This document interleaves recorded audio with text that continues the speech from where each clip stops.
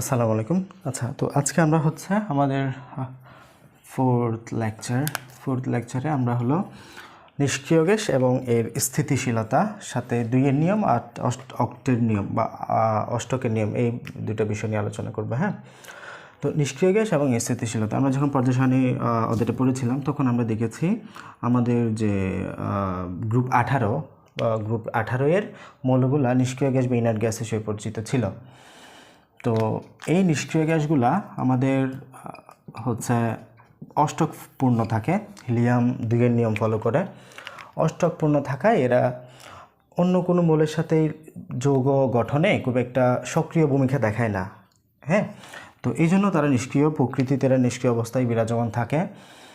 এবং আমরা যদি দেখি কয়েকটা নিষ্ক্রিয় গ্যাস এর ইলেকট্রন বিন্যাস সহ, হিলিয়াম এটা হচ্ছে 1s2, 2টা ইলেকট্রন পূর্ণ। Helium neon 10, 1s2, 2s2, 2p6। Argon, helium neon argon, krypton xenon radon 18, 1s2, 2s2, 2p6, 3s2, 3p6, 18। Helium neon argon krypton হচ্ছে 36। আমরা আর্গনের 18টা ফিল আপ করে এখানে 3d10 লিখি, কয়টা হলো? 28টা। দেন 3p6 4s2, 3p6 4s2, sorry 3d10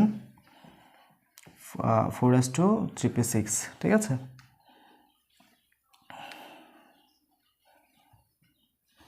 আচ্ছা, এইখানে আমরা হলো ক্রিপ্টনের বেলায় আমাদের আর্গন 3d10, দেন হলো 4s2 4p6, এভাবে আমরা লিখতে পারি। তো জ্যানন হচ্ছে আমাদের 54। এটা আমরা ক্রিপ্টনটা লিখে এখানে লিখতে পারি হলো 4d10 5p6। তো এখানে আমরা দেখতে পাচ্ছি হিলিয়াম, এটার ইলেকট্রন হচ্ছে 1s2, এটাতে 2টা ইলেকট্রন ফিল আপ অলরেডি এবং অরবিট হচ্ছে এস আমরা জানি হাইস্ট ইলেকট্রন থাকতে পারে 2টা। তো সহজে ইলেকট্রন ছাড়তেও চাইবে না, ইলেকট্রন নিতেও চাইবে না, কারণ এর পরবর্তী কক্ষপথ 2 নম্বর কক্ষপথে সে যাইতে চাইবে না। এমন না যে তার একটা কক্ষপথ অপূর্ণ অবস্থা আছে, তাও তো না। তাহলে তার সর্বোচ্চ চেষ্টা থাকবে সে যাতে 1s2 এর মাঝে সীমাবদ্ধ থাকে, সেই জন্য সে আসলে নিষ্ক্রিয়। নিয়ন লাস্ট সেলে টোটাল 8টা ইলেকট্রন, তাহলে সে অষ্টক ফিল আপ করছে, সে চাইবে না বাইরে থেকে ইলেকট্রন নিতে কিংবা কারো কাছে ইলেকট্রন দান করতে, কারণ তার অষ্টক ফিল আপ। আর্গনের ক্ষেত্রেও সেম, 3s2 3p6, লাস্ট সেলে 8টা ইলেকট্রন ফিল আপ আছে, সহজে ইলেকট্রন দান করবে না, কারো থেকে ইলেকট্রন নিবেও না, অষ্টক ফিল আপ আছে তাই। ক্রিপ্টনের ক্ষেত্রে যখন আমরা আর্গন লিখাও, এখানে আমাদের 18টা ইলেকট্রন চলে গেছে, সাথে 3d10 4s2 4p6 হয়। এখানে টোটাল ইলেকট্রন সংখ্যা হচ্ছে 8 এবং লাস্ট সেলের অষ্টক ফিল আপ, তার মানে সে বাইরে থেকে ইলেকট্রন নিতে খুব একটা আগ্রহ দেখাবে না। Xanon 5s2 5p6 অষ্টক fill up, এভাবে আমাদের হয়। রেডনের ক্ষেত্রেও ঠিক সেম।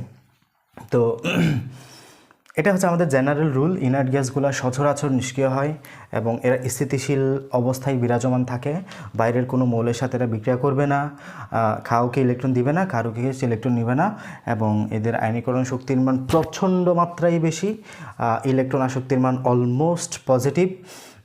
এই ক্যারেক্টারিস্টিক্সগুলো আমরা এর মাঝে দেখতে পাবো নিষ্ক্রিয় গ্যাস এবং এর স্থিতিশীলতার ভিতরে। আচ্ছা, তো এরা হচ্ছে আসক্তিহীন বা ইনার্ট। ওকে, তো এই কথাবার্তাগুলো আমরা নিষ্ক্রিয় গ্যাস সম্পর্কে জানলাম। এর পরের কথা হচ্ছে আমাদের পরের যে বিষয়, এটা হচ্ছে আমাদের অষ্টকের নিয়ম বা অক্ট্যাক্ট রুল। অষ্টকের নিয়ম কি? তো আমাদের পর্যায় সারণীতে সবচেয়ে স্থিতিশীল মৌল হচ্ছে আমাদের এই গ্রুপ 18 এর মৌলগুলা।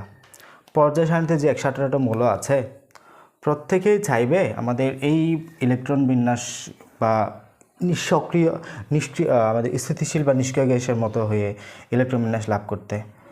বলে রাখি, এই নিষ্ক্রিয় গ্যাসগুলো কিন্তু সচরাচর এভাবে স্থিতিশীল বা নিষ্ক্রিয় অবস্থায় থাকে, তবে অনেক ক্ষেত্রে দেখা যাবে কি এদেরকে বাইরে থেকে খুব কিছু প্রভাবক দ্বারা যদি স্টিমুলেট করা হয় এগুলো আসলে বিক্রিয়ায় যাইতে পারে। আমরা এইচএসসিতে গেলে দেখব কীভাবে জ্যানন 4 জ্যানন 6 এগুলো গঠিত হচ্ছে। ওকে, তো অক্টেট রুল হচ্ছে এমন যে লাস্ট অরবিটালটা অষ্টক ফিল আপ করার যে প্রবণতা, অষ্টক ফিল আপ করার যে প্রবণতা, তাহলে আমরা জানি নিষ্ক্রিয় গ্যাসের মৌলগুলোর লাস্ট অরবিটাল অষ্টক ফিল আপ থাকে।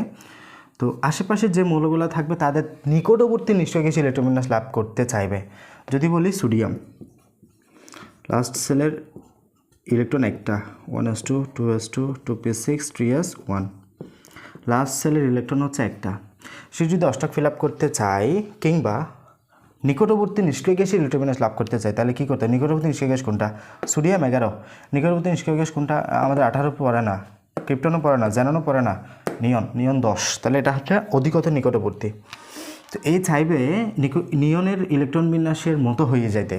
তো সোডিয়াম কী করবে? একটা ইলেকট্রন দান করবে, সে দান করে 1s2 2s2 2p6 পরিণত হবে। কারণ সে যদি 7টা ইলেকট্রন গ্রহণ করে আর্গনের মতো হইতে চায়, পৃথিবীতে অত শক্তি নাই, আমাদের পৃথিবীতে অত শক্তি নাই যে সে 7টা ইলেকট্রন গ্রহণ করে আর্গনের মতো পরিণত হবে।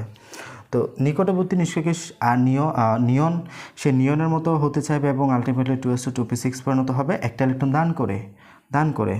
সেই জন্য সে ধাতু এবং সাথে আয়নীকরণ শক্তিটাও বেশ কম বলা যায়, ঠিক আছে। আর আমরা জানি এদের আয়নীকরণ শক্তি প্রচণ্ড মাত্রায় বেশি, কারণ সহজে আয়নে পরিণত হইতে চাইবে না এরা, এই জন্য। তো 2s2 2p6 এটা হচ্ছে আমাদের নিয়নের ইলেকট্রন বিন্যাস, ঠিক আছে। তো এরকমই আমরা অক্টেট রুলটা হচ্ছে এমন যে শেষ শক্তি স্তরে 8টা ইলেকট্রন ফিল আপ করতে যাওয়ার যে প্রবণতা, শেষ শক্তি স্তরে অষ্টক ফিল আপের যে প্রবণতা। এরপরে যদি আমরা দেখি ক্লোরিন 17, সাপোজ ক্লোরিন 17 সে 1s2 2s2 2p6 3s2 3p5, last সেলে ইলেকট্রন আছে কয়টা? 7টা। সে চাইবে হলো অষ্টক ফিল আপ করতে, দুইটা নিয়ম আছে, দুইটা পদ্ধতি আছে, 7টা ইলেকট্রন দান করে দাও না একটা ইলেকট্রন নাও। তো এখানে তার পাশের যে আমাদের যে নিষ্ক্রিয় গ্যাস সেটা হচ্ছে আর্গন, ক্লোরিন 17 আর্গন 18। তাহলে সে তার সর্বোচ্চ চেষ্টা থাকবে আর্গনের মতো হইতে, এবং এই আর্গনের ইলেকট্রন বিন্যাস লাস্টে 3s2 3p6। এখানে 3p5 আছে, একটা ইলেকট্রন দরকার, 7টা আছে, একটা হবে, আরেকটা লাগবে একটা। সে একটা ইলেকট্রন নেয় কারো কাছ থেকে এবং ক্লোরিন মাইনাসে পরিণত হয়ে, যেটা আমাদের আলটিমেটলি 3s2 3p6 পরিণত হয়, এবং এটাই হচ্ছে আমাদের যে তার আর্গনের ইলেকট্রন বিন্যাসের মতো হয়ে যায়, এবং এটাই হচ্ছে তার অষ্টক নীতি। তাহলে লাস্ট শক্তি স্তরের 8টা ইলেকট্রন ফিল আপ করতে যাওয়ার যে প্রবণতা বা রুল, ওটাই হচ্ছে আমাদের অক্টেট রুল বা অক্টেট রুল, এবং এটা হচ্ছে আমাদের অষ্টক নীতি। ওকে, এরপরে যদি আমরা একটা উদাহরণ দিয়ে বুঝি, মিথেন, হ্যাঁ, CH4 মিথেন। তো কার্বনের লাস্ট শক্তি স্তরের ইলেকট্রন কয়টা? 1s2 2s2 2p2 নিশ্চয়ই 6টা না কার্বন, 1s2 2s2 2p2। হাইড্রোজেনের জন্য লাস্ট সেলে কয়টা ইলেকট্রন? 1s1 একটা। আচ্ছা, লাস্ট শক্তি স্তরের ইলেকট্রন কয়টা? 4টা। লাস্ট শক্তি স্তরের ইলেকট্রন 4টা, তাই কার্বনের হাত হলো 4, কার্বনের হাত হলো 4। এই যে লাস্ট সেলে 2টা থাকবে এখানে, আর 4টা ইলেকট্রন এই পাশে, 4 দিকে 4টা থাকবে। এই প্রত্যেকটা ইলেকট্রনকে, বিজোড় ইলেকট্রনকে আমরা বলতেছি একটা হাত বা ভ্যালেন্সি বা যোজনী। ওকে, তো এই হাইড্রোজেন আসবে কার্বনের সাথে, সে এই হাইড্রোজেন তার একটা ইলেকট্রন এখানে বসাইয়া দিবে, এই হাইড্রোজেন একটা ইলেকট্রন এখানে বসাই দিবে, এই হাইড্রোজেন এখানে একটা ইলেকট্রন বসাই দিবে, এই হাইড্রোজেন এখানে একটা ইলেকট্রন বসাই দিবে, এবং একটা কার্বনের যে 4টা হাতে 4টা হাইড্রোজেন এসে বসছে এবং CH4 গঠন করছে। দেখার বিষয় এখানে কার্বনের অষ্টক ফিল আপ হয়েছে কিনা। 2 4 6 8, কার্বনের আগে থেকে 4টা ইলেকট্রন ছিল, 4টা হাইড্রোজেন 4টা ইলেকট্রন নিয়ে তার কাছে শেয়ার করছে, আলটিমেটলি কার্বন এখন সন্তুষ্ট, সে অষ্টক ফিল আপ করছে। তাহলে এই যে 4 হাতে 4টা হাইড্রোজেন এসে বসছে, 4টা হাইড্রোজেন বসছে, এখানে এক একটা বন্ধনে 2টা করে ইলেকট্রন, 2টা করে ইলেকট্রন। এইভাবে মূলত আমাদের CH4 বা মিথেন অণু গঠিত হয়, ঠিক আছে। তো 4 হাতে 4টা হাইড্রোজেন ধরে আমাদের মিথেন অণুটা গঠিত হইলো এবং এটাই হচ্ছে আমাদের অষ্টক নিয়মের যে সারাংশ ওটা। এবং অনেক মৌল পাবা যারা হচ্ছে হিলিয়ামের মতো হইতে চায়, মানে 2-এর নিয়ম ফলো করতে চায়, 2-এর নিয়ম। তাহলে এইগুলো সবাই হচ্ছে আমাদের অষ্টক নিয়মের যে রেফারেন্স এগুলা। আর হিলিয়াম হচ্ছে 2-এর নিয়মের রেফারেন্স। অনেক তো 2-এর নিয়ম একমাত্র ফলো করবে আসলে হাইড্রোজেনটা। হাইড্রোজেনের লাস্ট সেলে একটা ইলেকট্রন আছে, সে যদি নিকটবর্তী নিষ্কর্ষের মতো হইতে চায় একমাত্র উপায় আছে হিলিয়ামের মতো হওয়ার। কারণ নিয়নের মতো হইতে পারবে না, সে 9টা ইলেকট্রন বাইরে থেকে 9টা পসিবল না, এবং আর এগুলো তো হবেই না। তো একটাই নিয়ম আছে হিলিয়ামের নিয়ম, হিলিয়ামের সাথে সে হিলিয়ামের মতো হওয়া, এবং হিলিয়ামের মতো তখনই হইতে পারবে যখন সে একটা ইলেকট্রন নিবে, তখন 1s2 হবে। তো হাইড্রোজেন অনেক সময় আমরা দেখব সে আমাদের হিলিয়ামের মতো আচরণ করতেছে বা হিলিয়ামের ইলেকট্রোবিন্যাস লাভ করতেছে, তখন আমরা 2-এর নিয়ম বিষয়টা বলবো। আর সচরাচর আমরা অন্যান্য সব কেটে দেবো অষ্টক নিয়ম, লাস্টে 8টা ফিল আপ করতে চাই প্রবণতা। এবং মিথেনে একই সাথে অষ্টক নিয়ম এবং 2-এর নিয়ম দুটাই ফলো হয়েছে, কারণ হাইড্রোজেন 2-এর নিয়ম ফলো করেছে, কার্বনটা অষ্টক নিয়ম ফলো করেছে, কেন্দ্রীয় পরমাণু হচ্ছে কার্বন। তো এটাই হচ্ছে আমাদের যে পড়াশোনা রাসায়নিক যে নিষ্ক্রিয় গ্যাস এবং স্থিতিশীলতা সম্পর্কে। আমরা পরবর্তী লেকচারে রাসায়নিক বন্ধন বা কেমিক্যাল বন্ড সম্পর্কে বিস্তারিত আলোচনা করব, এবং মূলত ওখান থেকে আমাদের এই চ্যাপ্টারটার জার্নি শুরু হবে। আমরা এতদিন পর্যন্ত বা যে 4টা লেকচার জাস্ট বেসিক নিয়ে পড়েছি, এর পরবর্তীতে আমরা ওদের ভিতরেই ঢুকবো। আসসালামু আলাইকুম।